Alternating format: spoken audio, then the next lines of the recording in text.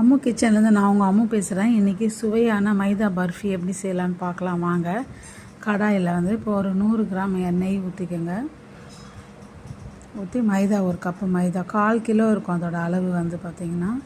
நெய் வந்து நீங்கள் 200 கூட ஊற்றிக்கலாம். நல்லா இதை வந்து இந்த நெய்யில் போட்டு கொஞ்சம் நல்லா வறுத்து எடுத்துக்கோங்க. வறுத்து எடுத்து இது தனியாக வச்சுக்கோங்க. ஒரு கப்பு மைதாவுக்கு 2 கப்பு சர்க்கரை போட்டு அந்த சர்க்கரை முங்குற அளவுக்கு தண்ணி ஊற்றினா போதும். இப்போ கரெக்டாக இருக்கும் பாருங்கள். இப்போது அவ்வளோதான். ஒரு ஸ்பூன் வந்து வெனிலா எசன்ஸ் ஊற்றிக்கலாம். நல்ல பாகு மாதிரி ஒரு கம்பி பதம் வரணும். இப்போ நீங்கள் அது பாகு ஊற்றினோன்னு அந்த இடத்துல நிற்கணும். அது வந்து கரையக்கூடாது. கரெக்டான பக்குவம் வந்துடுச்சு. இப்போ வந்து நம்ம இந்த வறுத்து வச்சுருக்கோம்ல நெய்யில் அந்த மைதா, ஒரு கப்பு பால் பவுடரு, 1/4 கப்பு கோகோ பவுடர் போடலாம்.